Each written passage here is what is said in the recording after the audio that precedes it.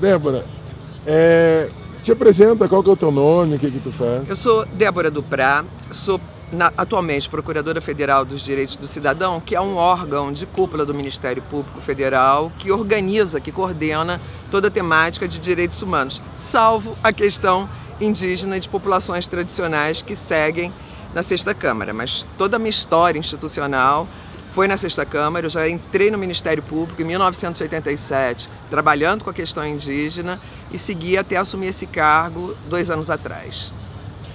Nesses anos de experiência com a questão indígena, como é que tu percebe a questão da cidadania, os povos indígenas, a relação deles de sujeitos, não só de direito, mas de cidadania no Brasil, como que é? O Brasil, ele tem uma história inaugural que chega até os nossos dias quase que sem variações, né? Nós temos... começamos com o episódio da conquista, que é aquele colonizador branco europeu que avança sobre territórios e corpos indígenas, né? Tenta capturar sua cultura, sua língua. Depois a escravidão, né? Que é a coisificação, é a falta de humanidade, é transformar uma pessoa em coisa. O sistema de sesmarias, que é a divisão territorial desse país entre poucas famílias, né? Então, nós seguimos até a Constituição de 1988, eu digo até a Constituição de 1988 porque, até em termos de direito, nós éramos um país que tínhamos poucos sujeitos de direito. Todos eles brancos, com características europeias, proprietários, burgueses, donos de terra. E esses outros segmentos, eles eram os não sujeitos de direito, estavam à margem, daí a expressão marginal, né, que sempre foi cunhada para as periferias das cidades, para os povos indígenas que estavam nas bordas, porque empurrados de seus territórios, quilombolas, né? E a Constituição de 1988 ela é absolutamente revolucionária nisso, porque é o primeiro documento interno a reconhecer que todos e todas são sujeitos de direito. No plano internacional, tivemos também a Convenção 69, que é de um ano depois, 89, seguindo a mesma tendência, né? Grupos e povos com direitos à autodeterminação, a imaginar para si um destino, a construir suas próprias instituições. No entanto, aquilo que está na lei nem sempre se revela no plano dos fatos. E nós percebemos que, passados alguns anos da Constituição, veio toda essa reação muito forte contra direitos de indígenas, contra direitos de mulheres, contra direitos de negros, contra cotas, ações afirmativas. Enfim, há hoje em dia uma forte mobilização para a retirada de direitos, né? E a mais recente em relação aos povos indígenas é esse parecer da AGU que incorpora o marco temporal de 88, né? Você desconhecer o que é esse processo histórico de desterritorialização e pensar que o direito fica a depender de uma posse que nunca foi protegida pelo Estado brasileiro, que sempre foi entregue de mãos dadas para esses poderosos. Basta ver o relatório Figueiredo, a gente não precisa ir longe. O relatório Figueiredo ele revela, né, o que foi a entrega das terras indígenas, o tratamento, as torturas infligidas, a apropriação de todos os bens, enfim.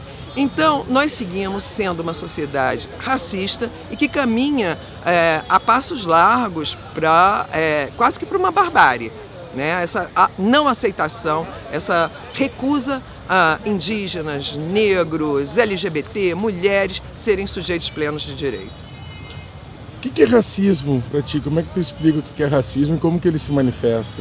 O racismo é uma expressão, o racismo é um crime reconhecido após a Segunda Guerra Mundial, né? É a eliminação do outro, é a eliminação de um grupo com características diferentes. Isso é basicamente o racismo. Apesar de ser uma expressão apropriada muito fortemente pelo movimento negro, porque talvez a vítima mais direta e imediata por conta da cor da pele, o racismo, ele como o próprio Supremo Tribunal Federal já reconheceu, é algo que vai muito além dos negros. Eu quero lembrar um episódio que o Supremo reconheceu a respeito de uma editora em Porto Alegre, um editor gaúcho foi condenado por racismo por negar o Holocausto. e, enfim, por publicar livros negando o Holocausto. Então, o racismo é uma coisa muito mais ampla, é a negativa de que outras pessoas possam existir. E foi isso que a Segunda Guerra promoveu, né? O extermínio dos diferentes, dos judeus, das pessoas com deficiência, dos gays, das lésbicas, enfim, é essa a situação que se procurou corrigir ao longo dos tempos. Sociedades que alcançassem um patamar civilizatório de convivência entre muitos, entre diferentes, mas parece que o Brasil ainda está um passo aquém desse processo civilizatório. O que tu imagina que possam ser medidas antirracistas? Eu acho que nós temos muitas. Nós temos, em termos normativos, não há mais nada que acrescer. Nós temos que ter escolas plurais, escolas em que as histórias que nunca foram contadas, elas comecem a ser contadas. Então, as histórias indígenas, contadas pelos vários grupos indígenas, as histórias dos negros, do que é o sofrimento de uma escravidão que nunca termina, né? Da figura da empregada doméstica que persiste nos nossos lares, reproduzindo ali a casa grande a senzala, né? Num quartinho sem ventilação, né? Com seu tempo de trabalho totalmente à disposição do empregador. Nós precisamos de escolas que sejam plurais, que ensinem essas visões de mundo que foram ocultadas. A escola é a grande responsável por essa visão hegemônica de uma sociedade branca, masculina e poderosa. Então a escola tem que se destruir e reconstruir. Para que ela conte outras histórias. Está tentando fazer isso, sabe? Eu conheço várias iniciativas de escolas que já começam a trazer para a sua temática essas várias visões de mundo. E temos iniciativas interessantes também no plano normativo. Uma delas é a obrigação das escolas ensinarem a história da África, das diásporas africanas, dos afrodescendentes e dos indígenas brasileiros. Até hoje, as universidades ainda não incorporaram essa disciplina. A gente está fazendo agora uma grande enquete sobre todas as universidades e institutos federais do Brasil para ver como passa essa disciplina. Porque enquanto não houver essa disciplina, nós não estamos capacitando professores para transmitir esse conteúdo em sala de aula, né? E isso tem que chegar, apesar de ser uma orientação dada para o ensino fundamental, nós não temos ainda pessoas capacitadas, como eu disse, para desenvolver esse conteúdo. Legal tu lembrar isso, porque essa atividade ela está no âmbito do mestrado profissional em História da África, da diáspora e dos povos indígenas. Que bárbaro! A nossa ideia é justamente tentar promover material didático para as escolas, pesquisas. Material didático, até que parece que há muita coisa produzida. Os próprios povos indígenas vêm, enfim, contando as suas histórias, e isso foi se transformando, né? Apesar da oralidade ser seu grande instrumento, isso foi, de alguma maneira, eles incorporaram a escrita de uma maneira antropofágica, eu digo, né? Eles incorporam algumas instituições nossas e as transformam completamente. Tem muito material. O que precisa é isso, essa capacitação, porque o maior perigo é nós termos alguém dentro de sala de aula que, a pretexto de ensinar essas histórias, promova ainda mais racismo e discriminação. Uma última pergunta nesse sentido: como é que o racismo se manifesta contra os povos indígenas e contra as pessoas indígenas?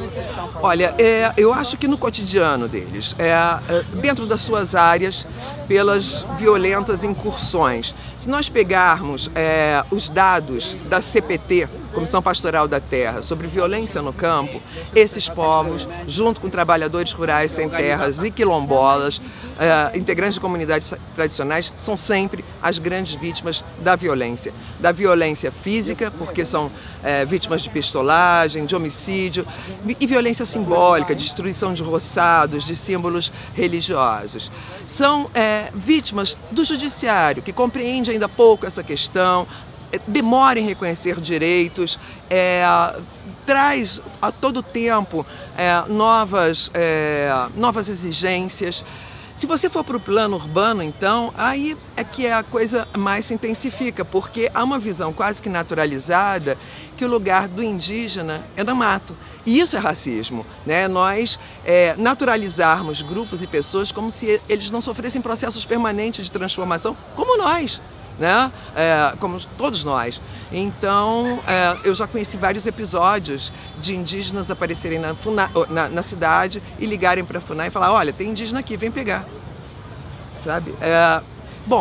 Retirada de crianças de povos indígenas em processo de retomada, porque os conselhos tutelares avisam para o juiz que os indígenas estão levando suas crianças para as lutas, um processo de adoção intensa de crianças indígenas, sob o argumento da pobreza, da miséria, da falta de condições de criarem seus filhos. Isso tudo é racismo, né? E muito mais. Eu acho que se vocês entrevistarem cada pessoa aqui, ela vai ter uma história muito triste para contar.